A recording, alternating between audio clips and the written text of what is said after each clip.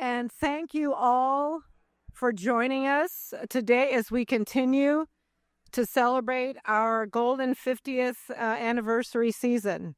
Whether this is your first time joining us or where you're a longtime supporter, we welcome you to the place to be challenged by leading speakers and to advance important ideas collectively. And as we gather today, coming in from the cold, I think it'd be great if we just take a moment to reflect, just to kind of get ourselves focused on what we're talking about, why we're here today, and why this matters. So if we think about what it felt like to get here, and then we just spend a moment thinking about what it's like to be living on the streets at this time in our city. I would also say it just happens to be, this is the night where we do our annual point in time count of those who are living on the street. So we can think also about the volunteers who will be out there shining a light, making it real, keeping us accountable, and taking stock. So thank you all for being here and making the effort to be here, because this is something that is critically important to our city, and it's great to see so many individuals who are engaged and who care and who've made the effort to get here. So I'm Lisa Harris. I'm Chief Executive Officer of Eskenazi Health. I'm honored to serve as president of the Economic Club of Indiana for this season. Before I introduce our guests at the president's table, I want to send a special thank you to our presenting sponsor, One America Financial, and our platinum sponsors. You see all the banners here. These are stalwart 15, 20-year supporters, many of them. So let's also give IBJ Media a round of applause for their support as a media partner as we continue to celebrate this milestone year. Thank you. Last season, our luncheon conversations often became trending topics online. So let's make sure that we keep that momentum going by expanding today's conversation through social media. This is the one place where you should have. We want you to have your phone at the ready, and post, tweet, or like us, so that your friends will know that you're involved in the impactful and lively conversations at the Economic Club of Indiana. The Economic Club Twitter handle is @EconomicClubIn. You can tweet using the hashtag EconLunch. And you'll also find us on Facebook at the Economic Club of Indiana. That is a lot for someone who doesn't use social media. As you will likely know from our pre-event email, we offer a special parking rate thanks to our friends at Denison Parking. So if you parked in the Plaza Park Garage, pick up a QR code as you leave, and you'll get a special parking rate of a flat $12 for today. So we appreciate Denison for that discount. Thank you.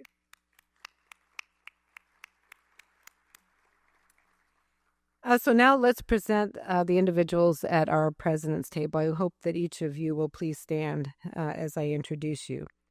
We are pleased to have One America Financial as our presenting sponsor for the season. Joining us today from One American Financial is Nidia Garza, Vice President of Talent Management.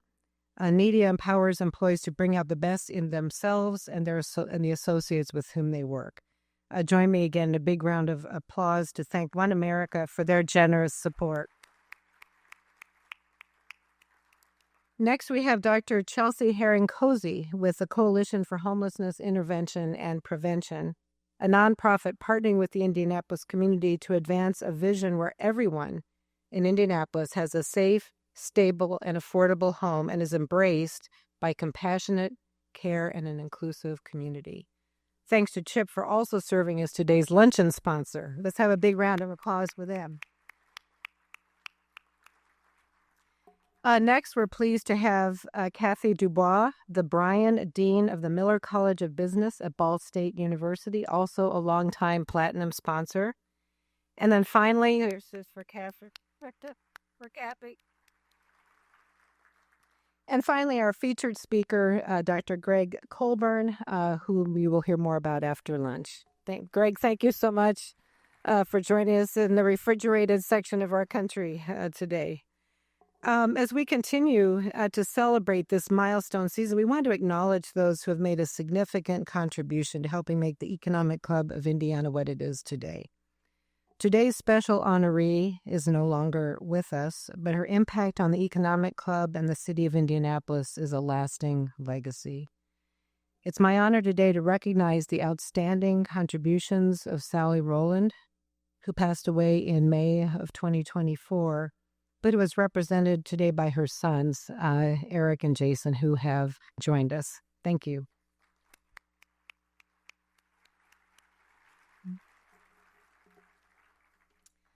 A lifelong member of the Indianapolis community, Sally was one of its biggest champions. A successful businesswoman, she founded Rowland Design, which under her leadership was the largest commercial design firm in Indianapolis and one of the top 100 commercial design firms in North America. Not only an entrepreneur, Sally was an advocate in serving our community. This passion started with her serving as the first woman president of the Indianapolis Historic Preservation Commission. However, this was just one of many firsts for this trailblazing woman. Sally was the first woman to receive the Indianapolis Business Journal's Enterprise Award, the first woman to chair the campaign of the United Way of Central Indiana, serving as a founder of the Central Indiana Corporate Partnership, and many more firsts, including the first woman president of the Economic Club of Indiana. Although no longer with us, Sally's legacy lives on and her many contributions endure.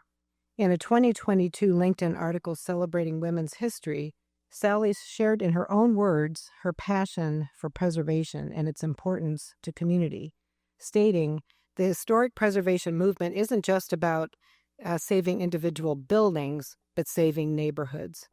It makes a big difference, and you can see it in downtown Indianapolis today." And as I would say, as a resident of one of those historic downtown neighborhoods, and speaking, I know from my neighbors, I would say, well said, Sally, and thank you. Joining us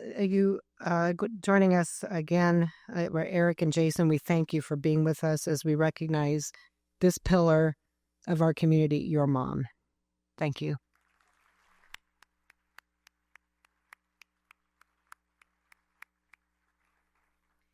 One more recognition that was thankfully brought to my attention this morning by Bill Moreau, an individual who many of you know has spent decades being an advocate for solving the problem of homelessness in our city. Today would have been Senator Burt By's 97th birthday. A very staunch supporter and advocate for affordable housing. I think it is fitting that we recognize his contribution to our state as well. So thank you to all of. At this point, I think we will break for lunch. As usual, you will find white cards on your table. If you have a question for our speaker, fill out one of those cards. It will make its way up to the stage here, and we will work. I expect we're going to get many questions, and we'll work hard to answer as many of those as we can. And as a reminder, you can also tweet your question to @EconomicClubN, and we will encourage you to continue to tweet about today's luncheon. So now please enjoy that conversation that's so hard to bring to a close as we all make our way to our tables. Now pick up where you left off. Enjoy the camaraderie. This coming together is as important as anything we do, and we'll look forward to hearing from Dr. Colburn after lunch. Thank you.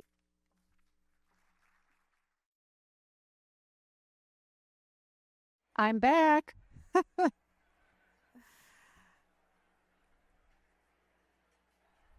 Hope everyone enjoyed the lunch. Great comfort food on a cold day.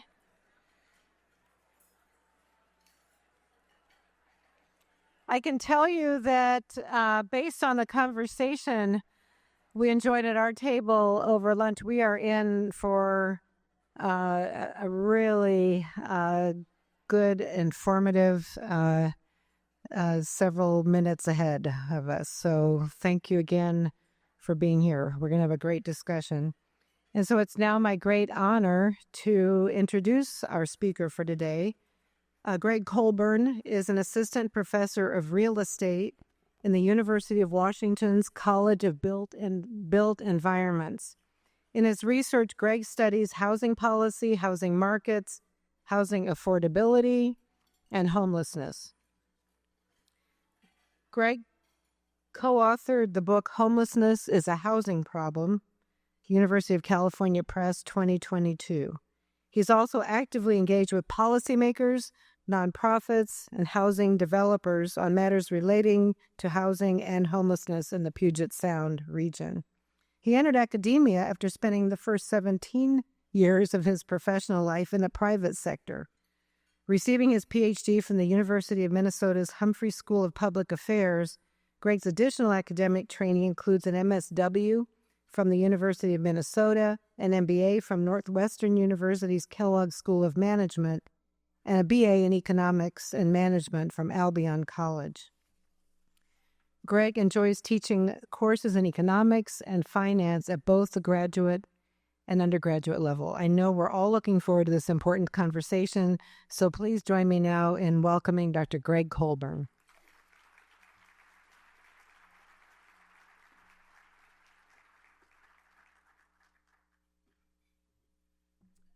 Thank you, Dr. Harris, for the introduction. Thank you to the Economic Club for the invite. Michelle, thank you for all the logistical planning. It's good to see you all. There are a lot of familiar faces. I was here, I don't know, almost 18 months ago. So if you did hear me the first time, you can do the Wordle for the next half hour because you've seen this before. I won't be offended. I was reflecting as I landed last night about my first trip to Indianapolis, which was in 1998.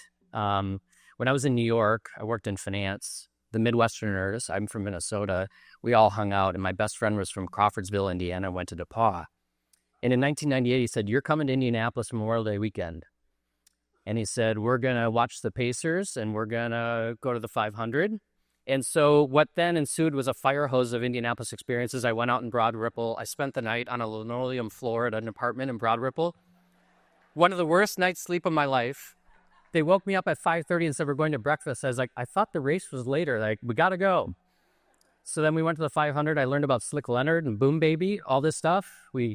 I see the Butler table. We went to Hinkle Fieldhouse, did a pilgrimage there. So anyway, great town, lots of wonderful people here, and I'm grateful for the opportunity to present today. So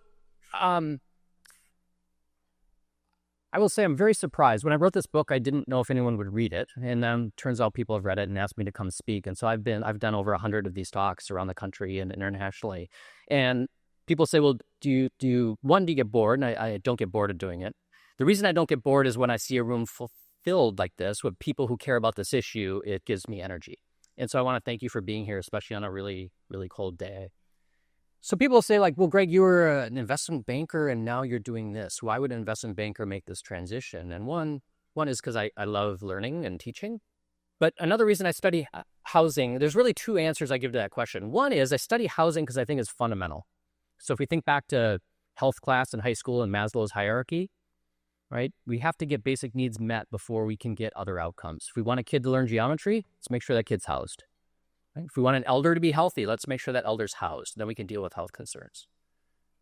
When I'm feeling less benevolent and people ask me that question, I'll say the reason I study this is because I'm outraged that in the wealthiest country in the history of this planet that we allow homelessness to persist at this level. This doesn't need to be where we are, right? We can make different decisions. So that's the book. So as I mentioned, I've been all over the place. And what's interesting is as I visit different cities, similarities start to emerge. And I've spent a lot of time in the Midwest, which I was not expecting when I wrote this book. And I've been to Kansas a bunch, and Kentucky, and Indiana, Minnesota, going to Green Bay, Wisconsin in a few weeks. So I'm getting all the hot spots here in January and February. Okay. And what's interesting is I joke that I play like the Ghost of Christmas to Come in Indianapolis and in Kansas and Kentucky, which is we mess things up on the coast. right? And you need to learn from our mistakes and not repeat them. Because I can tell you it's a heck of a lot easier to get out of these problems now than it is to wait for 15 years until it's a 4-alarm fire, which is what's going on in Seattle right now. So if you leave with one message, it is inaction is a decision. Okay. And I highly, highly encourage you to get out in front of this problem. We're starting to see forces, and I'm going to share some data on this in Indianapolis, that are problematic.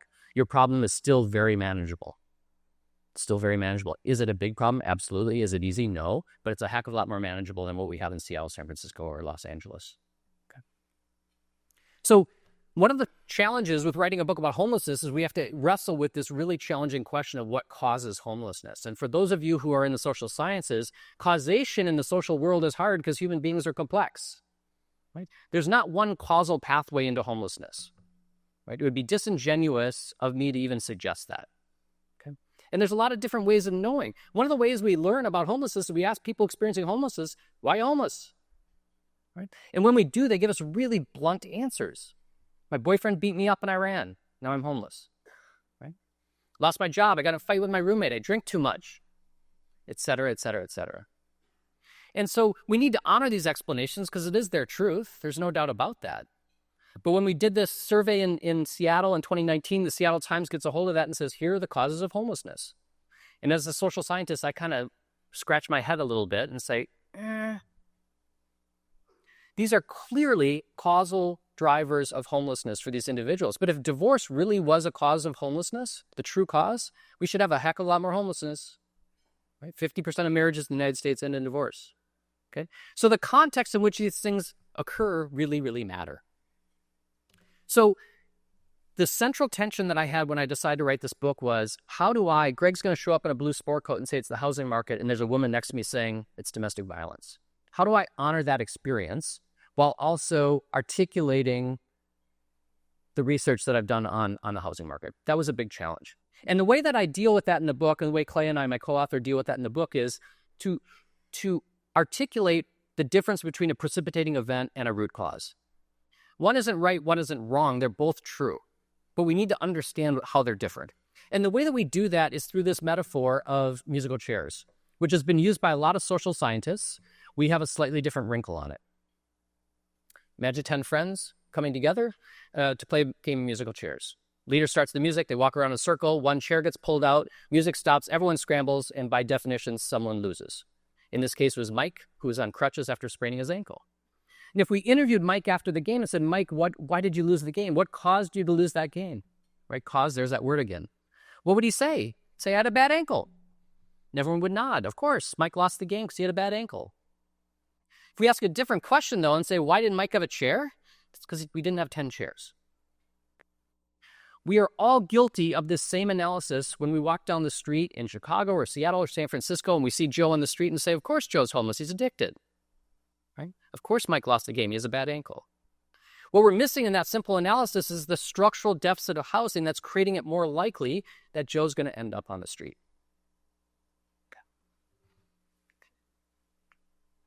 This doesn't mean that these vulnerabilities aren't important and that they aren't causal drivers. They are. Okay? At the individual level, there's abundant research showing that if you're addicted, if you're mentally ill, if you're poor, you're more likely to experience homelessness. Totally. We'll never dispute that. But we also know that people have those conditions in every jurisdiction in the United States, and some places have lots of homelessness and some don't. So there's something else going on. And that's what the purpose of this book is, to really understand what is going on. Why do some of these places have way more homelessness? Why does Seattle have 5 times the per capita homelessness of, and this was true until last year for Chicago, Cleveland, Detroit, etc., Indianapolis?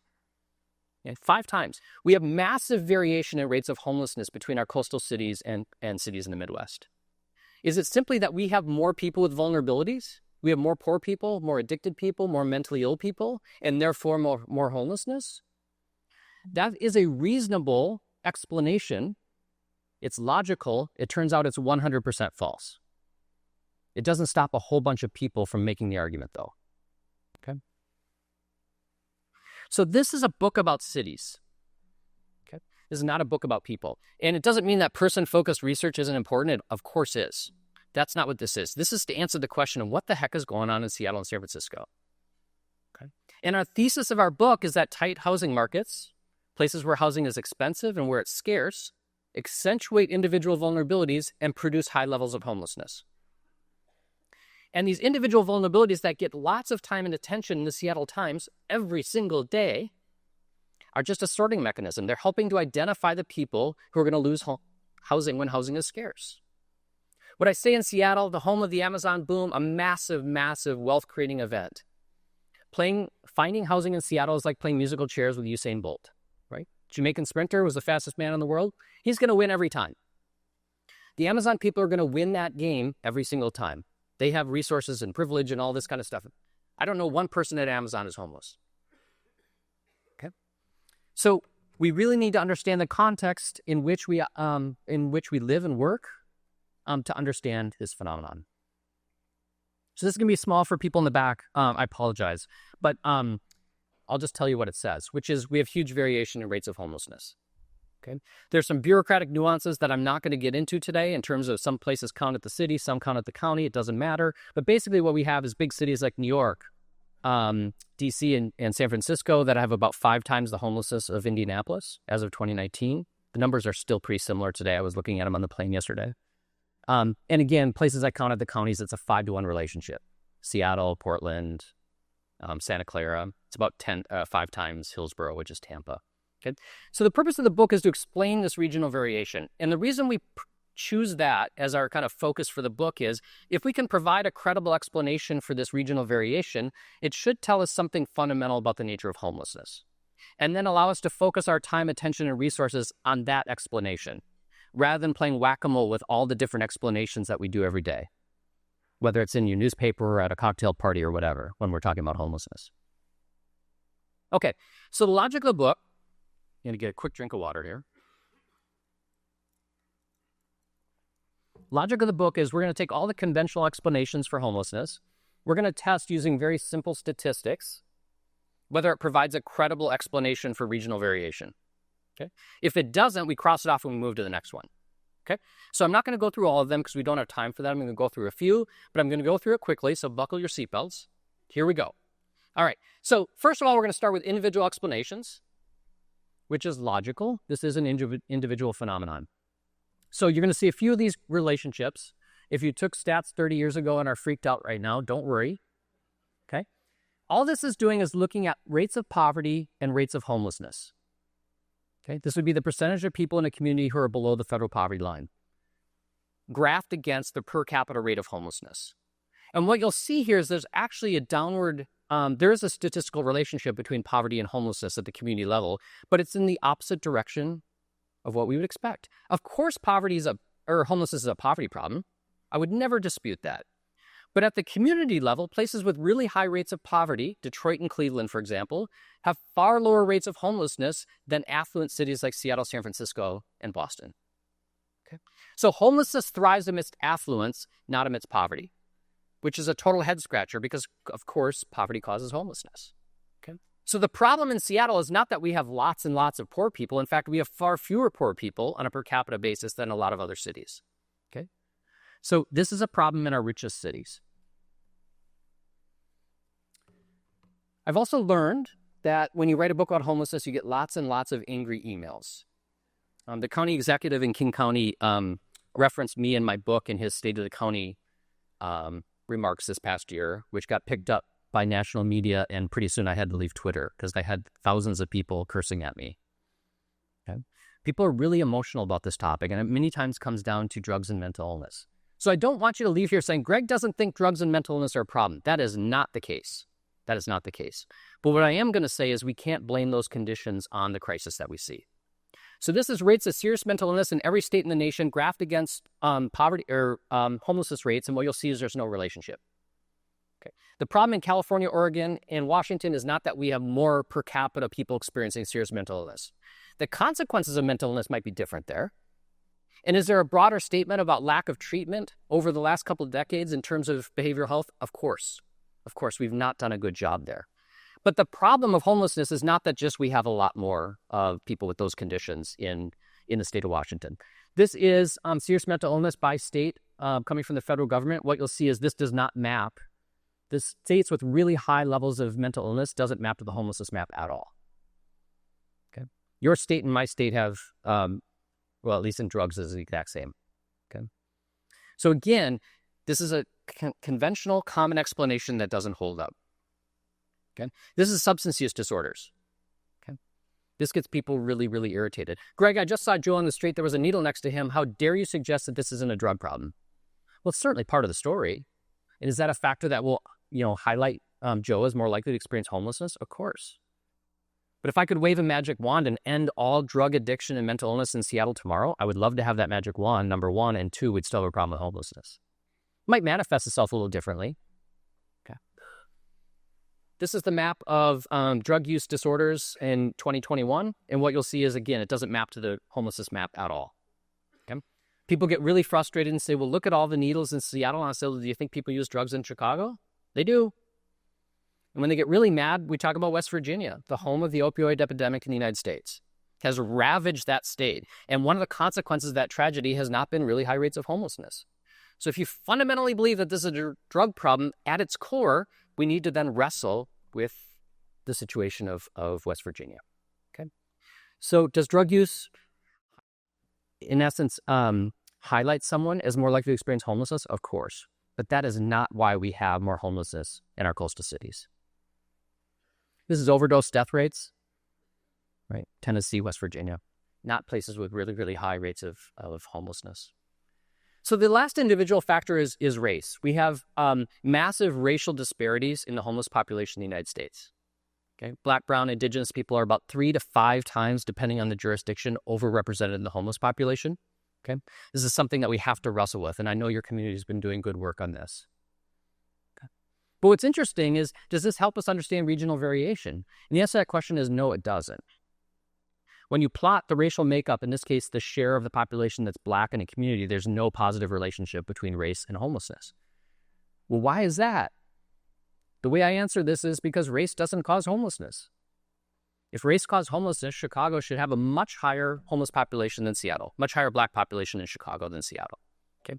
Race doesn't cause homelessness. Racism causes homelessness. Racism helps to identify the people in a community who are more likely to experience homelessness, which is why Black people are overrepresented in Seattle and in Indianapolis and in Jackson, Mississippi and in Boston, Massachusetts.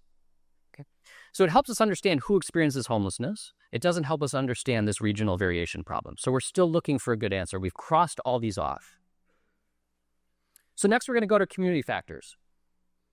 This is, I jokingly refer to this as the cocktail party conversation. This is basically my Friday and Saturday nights. I hold a glass of red wine and people lecture me on the causes of homelessness. You think I'm joking. I'm not. Okay? Greg, it's warm in LA and it's cold in Chicago. There's more homelessness in LA. Okay? Makes perfect sense. Okay? But when we actually plot weather and rates of homelessness, overall rates of homelessness, what we see is there's no relationship. There are cold places with lots of homelessness. Boston, New York, very cold in January, have among the highest rates of homelessness in the United States. There are other southern jurisdictions that are warm in January, or relatively speaking warm, maybe not this week, that have low rates of homelessness. Okay? So we'd love to blame Mother Nature. It's nice to blame external factors, but we can't do it in this case. We can't do it in this case. This is a problem of our own making. Okay, Greg, if we stop being so generous, people would stop moving here to experience homelessness. Okay, I first heard this in Minneapolis.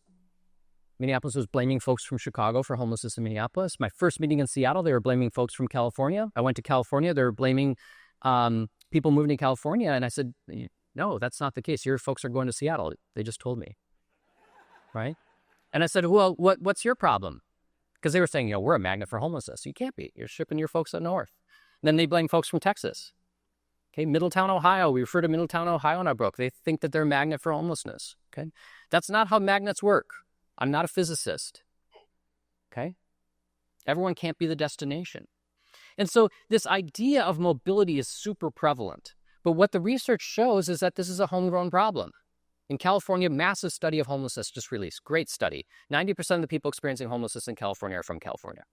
Okay? So is there an anecdote to the contrary? Someone who moved from Indianapolis to LA? Probably.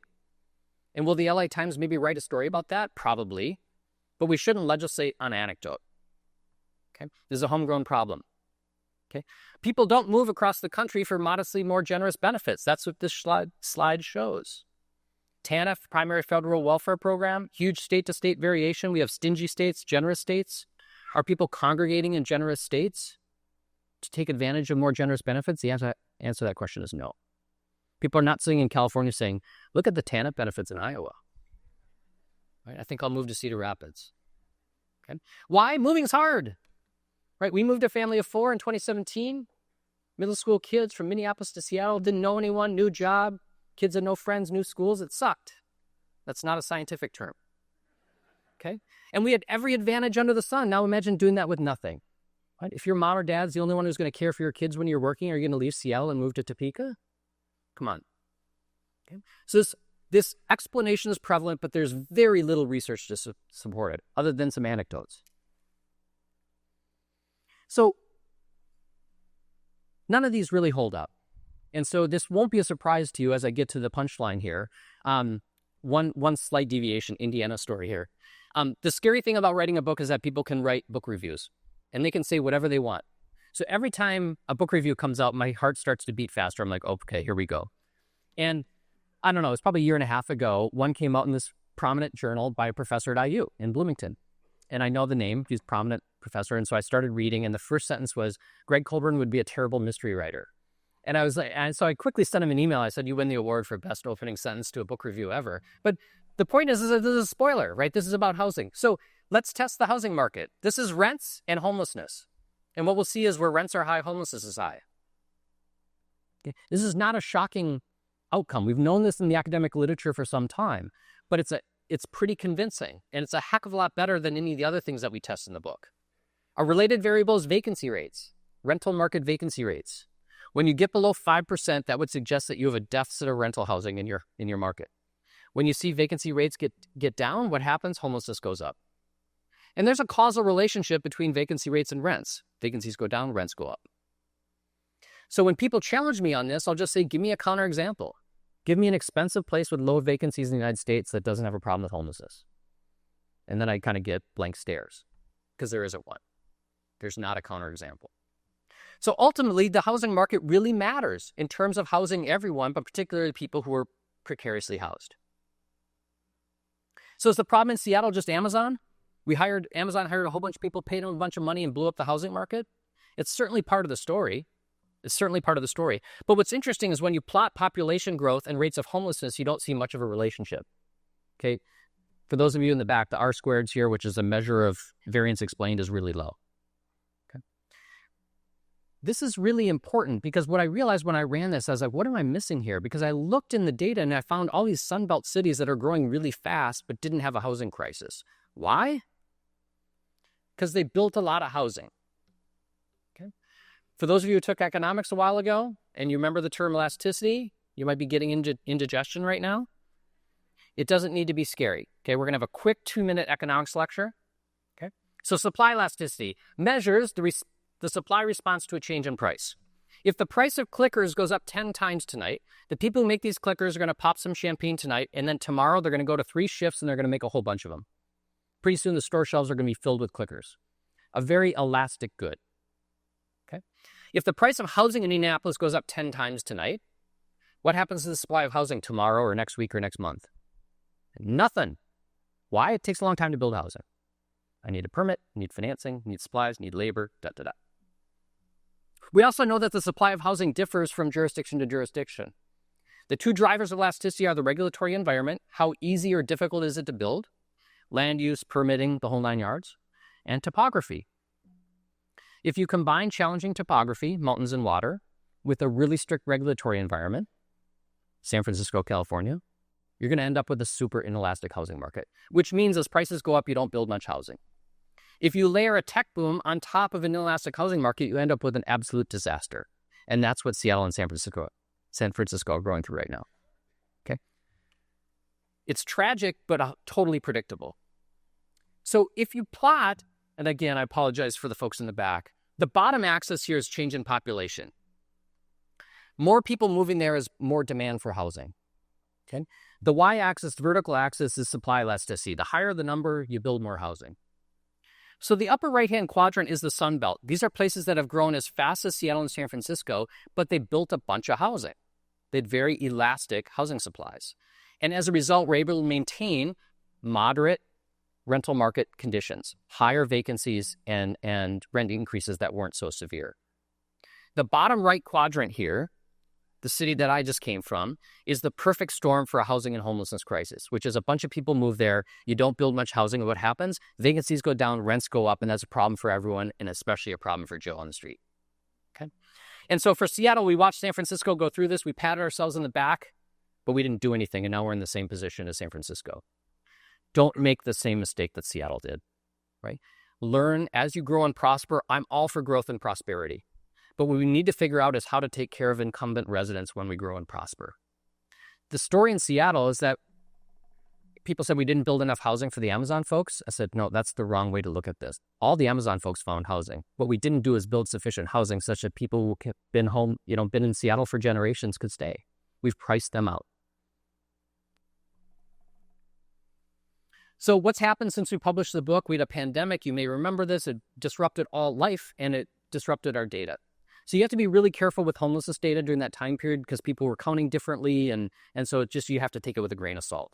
Generally speaking, though, the logic of the book holds, which is bad news for society, and the only good news is if you happen to write the book. Okay?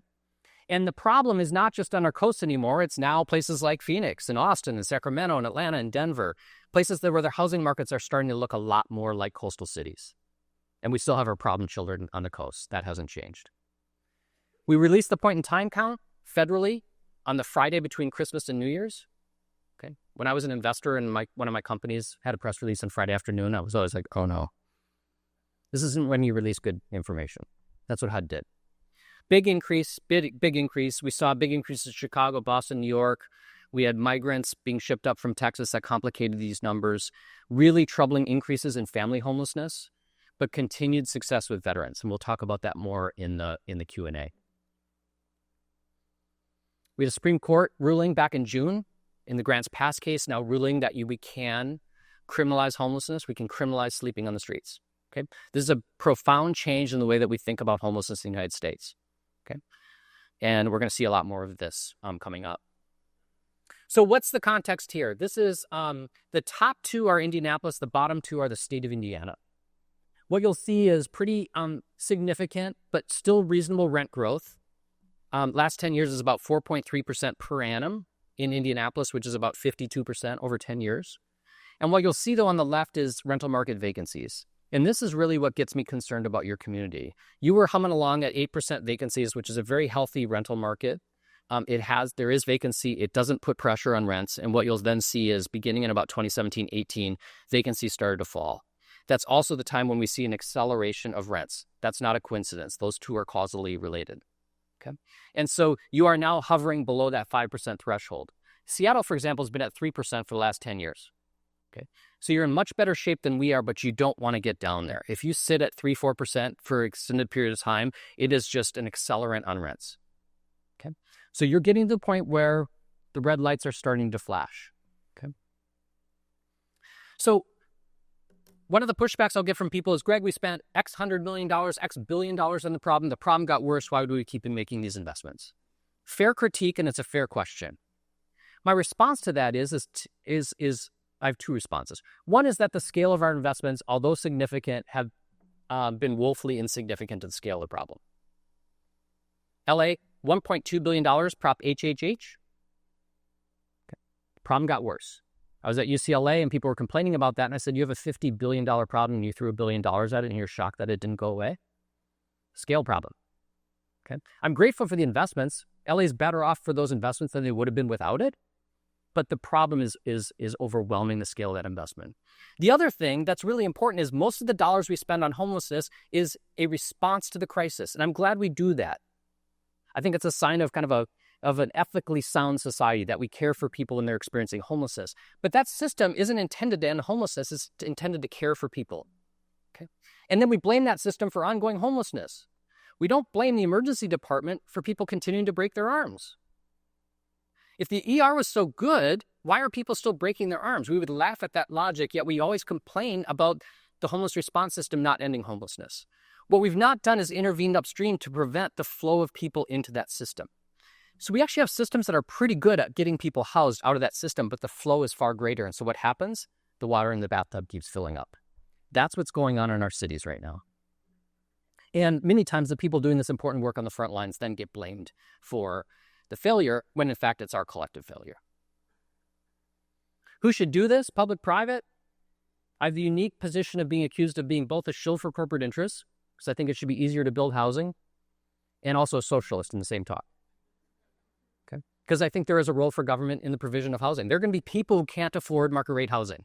That's not socialism, it's mathematics. Okay? And we as a society then need to think about that math equation and say, well, what are we going to do? And if the response is tough, then we know what we're going to get, which is increasing rates of homelessness in Seattle and Indianapolis and all over the place. All right, so to wrap up, and then we'll get to Q&A. My hope with this book is that we would take some tension away from Joe on the street, not because Joe doesn't deserve dignity, our care, our empathy and compassion, but because it's easy for us to walk by Joe and say, I feel bad for Joe, but he made some poor decisions. And then I can go about my day feeling pretty good about myself. If instead I see Joe as a consequence of structure that I, Gregg Colburn, have contributed to throughout my lifetime, it forces me to look in the mirror at the end of the day and say, well, then what am I going to do? What are we going to do? What is our community going to do? Okay. And that's scary because structural problems require structural solutions. They're called structural for a reason. They're hard to fit. They're hard to change. Okay. It requires political will and resources and courage, sometimes that are in short supply. It's easier to just blame Joe. So final thing I want to say is, there's a lot of debate about this, and people say, Gregg, I don't think housing is going to help here. You're right. In some cases, housing alone isn't going to help. But the shining example in homelessness in the United States is with regard to veterans. A decade ago, Congress, both Republicans and Democrats, said we don't want veterans to experience homelessness at really high rates. We don't want to repeat the mistakes that we made with the Vietnam generation, where men coming back from Vietnam were grossly overrepresented in the homeless population. So what do? We provided resources through HUD and the VA to provide housing and services to people who are experiencing homelessness. And as of the last count, we've cut veteran homelessness by 55% in the United States. Okay? And so when people say, these interventions don't work, this is impossible, I'll say, yes, we literally just did it. We just did it. What we've done is drawn the line at veterans. My dad's a veteran, grandpa's a veteran. I'm all for housing veterans, right? The outcomes we're seeing is because that's where we drew the line. If we drew the line somewhere else, we could have similar success elsewhere. We've just made a decision not to. Okay? So my hope is that we just make different decisions because the evidence is clear. We can make a difference on this. If we continue down the same path, I am deeply concerned that we're going to look back and say 2025 was the glory days, because this problem is going to accelerate. So my hope is for your community and all of our communities that we change tack and make a different decision and come back in 10 years and be grateful for those decisions. Thank you all for having me.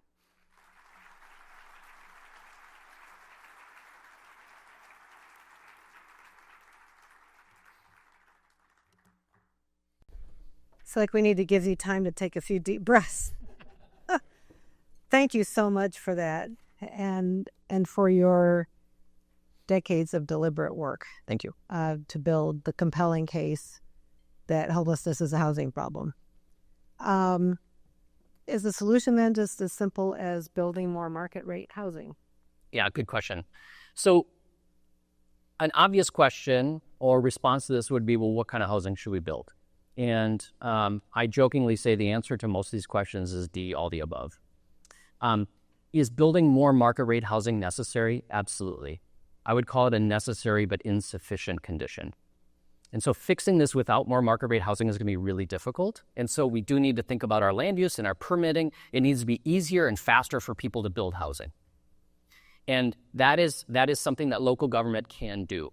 And so when we activate that market and build a bunch more housing, that will take some of the pressure out of the housing market.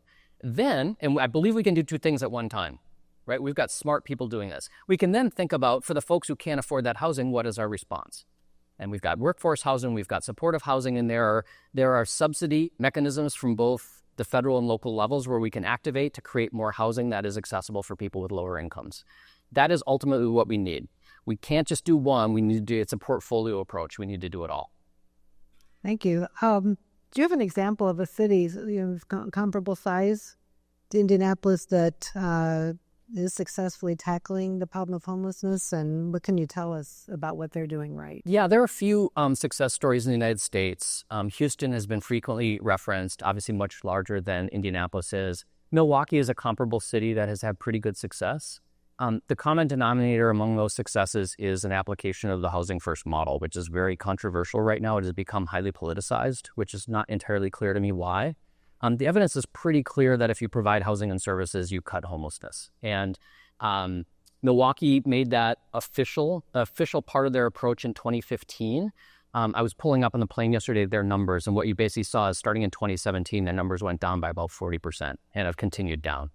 And it's also the principle that was used with veterans. Is some people just need a voucher, they just need purchasing power and they're gonna be fine. Other people need wraparound supportive services, and that's been shown to be pretty successful. And so it's frustrating to me that we've politicized the idea of housing first, because I always joke that, do you know what radical leftist enshrined housing first into federal housing policy? It was George W. Bush. Okay. So there's the Bush administration that looked at the evidence and said, this is a pretty good intervention. And that's when we started using housing first at the federal level. And many communities have followed suit. Is it easy? Does it work all the time? No, this is hard work. Chelsea can speak to this. It's not going to work for everyone, but it works a lot better than the other interventions that we've been trying over many years. And I will say the other thing that was really effective in both Houston and in Milwaukee was really, really strong interaction between the public sector. Milwaukee, I was reading about, it was the mayor's office, it was the sheriff, it was police, it was the DA, it was the Office of Housing, all working together in one to kind of think about this approach. And that coordination and then support from philanthropy in the private sector was also really, really valuable. And I know you're doing a lot of that because I've been reading about what you're doing, and you're doing a lot of those elements as well. So I think you're on the right track. It's just a scale issue. It probably just needs to be scaled a little bit more. Yeah. Just maybe a follow-on to that. What could you suggest Indianapolis to make it easier and to encourage developers to build or renovate for those at or below median income? Well, I think time is money. And so I do think that the permitting process, and I can't speak to what it is in Indianapolis, it's 2 years to get a permit to build housing in San Francisco right now. Okay. People are dying in the streets, and we're taking 2 years to permit housing. It's totally unacceptable, in my opinion. And I'm a believer that there's a role for regulation in society. We want our ground beef to be safe. We want housing to be safe. But there is a middle ground between ensuring adequate safety and getting housing that we desperately need to build. And that process adds a lot of cost. I think the other thing that's important on housing, and it's not just Indianapolis, but just worldwide, is it's one of the least innovative sectors of society. When you think about what's happened to computers from 1968 when we sent people to the moon to now, right? I mean, this thing is way more powerful than what we used to send people to the moon. I was in Louisville giving a talk, and there was a developer, a builder on the panel with me afterwards. And he said, I run the development company that my grandpa started. My grandpa's been dead for decades. If he came back from the dead today and showed up at a work site, he could start working. Which is kind of amazing, because if someone showed up to Ford Motor in Dearborn, Michigan, they'd be like, what's going on in here? I don't even recognize this. But we just haven't innovated. And so when I talk to students and they want to engage in this, I'll say, if you're innovative and want to think about how we can build more housing more quickly and cheaply and scale, that's a huge contribution to society. So there's a lot of things we need to do. I don't, just demonizing developers I don't think is the right. There are plenty of developers who do wonderful.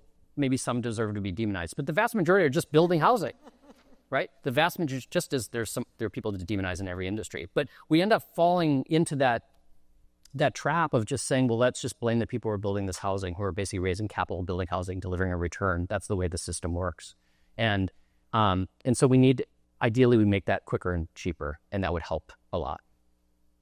Thank you. This is going to cover, I think, a lot of the ones that I just got. We have folks in attendance who are here as concerned individuals. We have individuals who are doing the work of not-for-profits. Yep. In this, engaged in supportive work and solutions to the problem of homelessness. We also have business leaders across our community who are wondering, what can an individual do to contribute to the solution? What can a business do? What can state and local government do to contribute to a solution? Yeah, I get this question a lot, and I'm reluctant to prescribe activity for people. What I usually, the way I answer this is, I would engage in a way that you feel called to be engaged. For some people, that's showing up to the soup kitchen and dishing out soup to folks or getting people socks. If that's what kind of energizes you, then do that. Do that.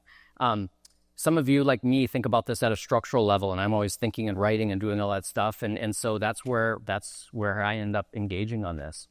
I think from an individual level, there are a couple things. One is voting, and not to be overly political, but knowing what your candidates think about housing is super important. This issue will continue to grow, and supporting political candidates who recognize the severity of the problem and have solutions is important. The other thing that has a huge impact on the housing supply is the way that we decide what housing gets built and what housing doesn't get built. I just realized I've been ignoring this side of the room. I apologize. The way we decide on what kind of housing gets built is we're going to build multifamily housing. We send out a letter to people in the neighborhood, affected people, and then we have a planning commission meeting, and we decide, are we going to allow this housing to get built? And research shows that the people who show up at those meetings at 7 o'clock on Tuesday night tend to be white, 50 years old, and single-family homeowners, and they got nothing else to do on Tuesday night. And they show up and say no. And in the name of democracy, the Planning Commission says, well, 5 people showed up. They all said no multifamily housing.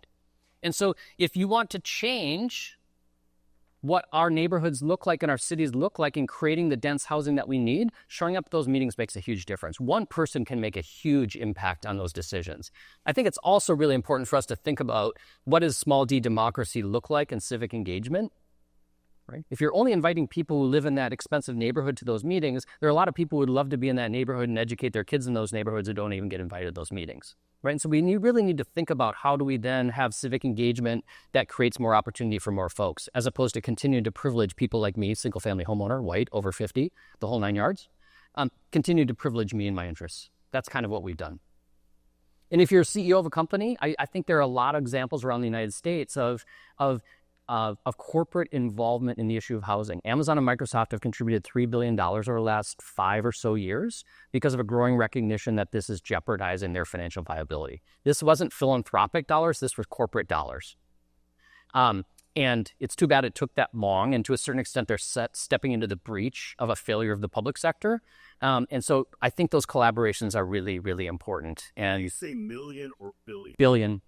Billion, yep. Not insignificant. Obviously big companies, but big dollars. Yeah, thank you. Are there any examples of successes in support for home repair programs to prevent senior homeowners from becoming unhoused? This person references Pennsylvania has the whole house repair program, but hasn't heard of others. Yeah, I can't say I'm an expert on home repair programs, but I know they're essential when you think about an existing housing stock. When you have naturally occurring affordable housing, ensuring maintenance of those units is really important. And so whatever programs exist to make sure that people continue to keep those units in good shape are really important. So I can't speak to that in more detail other than echoing that it's really important. Yeah, and I will shout out, I know our Marion County Public Health Department does do work in this regard. That's great. The tension between building shelter space and investing in permanent supportive housing is a big decision that our city is facing right now. Can you speak to how you think we should be thinking through this choice? Yeah, this is one of the big tensions, and I would never pretend that this is an easy decision. So we highlight 3 tensions in the book. One is the short versus long-term tension, and I would argue that this is really a short versus long-term issue. And so if you're Mayor Harrell in Seattle, talk about Seattle for a moment, but I think the logic probably holds here. Right? 3rd Avenue in Seattle is right by Pike Place Market. There is a lot of homelessness. There's a lot of open-air drug use, and it has had a huge impact on the city. And I think for most people, they want Mayor Harrell to figure that out. And if Mayor Harrell doesn't figure that out, then he's out in 4 years. Okay? And this problem is 30 years in the making, and so it's a little unfair to place all that responsibility at the feet of Mayor Harrell, but that's the joy of being mayor of a big city. And so I think the challenge then becomes is there's a real pressure, and I understand the pressure on local elected leaders to say, let's just get these people off the street by whatever means necessary. And if that means we build more shelter capacity, we build more shelter capacity. And I'm not suggesting that we shouldn't build more shelter capacity, but I think the warning is if that's the extent of your solution, what you're going to need is a bigger and bigger shelter system year after year after year. There has to be a flow out of the shelter system. So in Seattle, we only shelter about 40% of the people experiencing homelessness. And so there's a huge pressure to increase shelter capacity right now. When people ask me about that, I'll say, that's fine, but what else are we going to do? Because basically what we would then move towards is a New York model. New York shelters 95% of their homeless population, massive shelter system, and each year that shelter system just gets bigger and bigger and bigger, and people are warehoused in that shelter system because there just are not exits out of the shelter system. And now people are complaining in New York about all the money that shelter system consumes, billions of dollars a year. It's super expensive. It's super expensive, and the outcomes aren't very good, right? It's not a pleasant place to be hanging out. And so it's a delicate question. It's one that I struggle with a little bit because I think we do need more shelter capacity, but to a certain extent, once we get people off 3rd Avenue, then the pressure's off and then we can stop. And we need to be careful that that's not the end of our approach. And I think that's true. I know you've got a new shelter being built. That's great. But we need to create exits out of that system such that we're not warehousing in that system and that you're not coming back to taxpayers in 10 years saying we need to double or triple our shelter capacity. That's the fear. That's the fear. Here's on the front end an optimistic take. Once we fix the housing supply problem, how do we help more people into those places who might not want to go or may not be able to go? Yeah. So for some people, housing alone is not going to be sufficient, right? There are people with serious behavioral health challenges that will need services, in some cases for the rest of their lives. And I think we have to recognize as a society that that is the case. But I also think that what's really important here is when we think about the behavioral health crisis, by not housing people, we are exacerbating that crisis. So there are people with mild behavioral health challenges, and we leave them on the street for a year or two. They're victimized sexually, physically. They're not sleeping. They're not getting their regular medical care. And next thing you know, we've got a massive behavioral health crisis. And so if we can regulate or get this system working properly, hopefully we're going to not turn minor issues into major issues. Because once they're major, yeah, it is tough. You get people into housing and they are not in a position to kind of live a stable life in a housing unit. And then we say, see, it doesn't work. Well, it's really not a fair critique because that person 18 months ago probably would have been just fine. And so there will always be a need with really acute folks. But if you get the housing thing taken care of, then we can focus there. I just got back from Scandinavia. They have a homelessness problem in Scandinavia, but it's very small. And the people who are homeless have really, really high acuity because we're taking care of the rest of the folks. And then their homeless system is just responding to people with super acute needs. And it's all about drugs and mental illness. The housing stuff has been taken care of. And so if we do get the housing stuff taken care of, then there's going to be a smaller segment of the population that we can absolutely take care of. The resources and know-how exist to do that. The problem is we're just making this problem bigger and bigger and bigger by not housing folks. Thank you. So finally, just we're at time, but we'll just say once again, what is the most important lesson for Indianapolis from your book and from your talk today? What is your message to us? Yeah, I think I'll go back to where I started, which is learn from our mistakes. Learn from what other cities have done. And as you grow and prosper, that's wonderful. Celebrate that. But make sure you're creating the housing capacity for not only new folks who are here, but incumbent residents. Governor Beshear in Kentucky, I was down there giving a talk, and he stood up and said, we need to pair job growth with housing growth. And it seems like a pretty simple idea, but we haven't done that in a lot of places. And as Kentucky is growing and they're getting solar facilities, making sure that they have a public statement, doesn't mean the government's going to build all the housing, but just a public statement to say, as we grow, we're going to make sure that we have sufficient housing so that we don't end up with this massive gap, which then creates these huge inequities and supply imbalances in the housing market. And so I wish you well, and I believe this is absolutely solvable in your community. And I appreciate everyone in the room who's doing good work on this. And thank you. Good, Gregg. Thank you for your thoughtful commitment.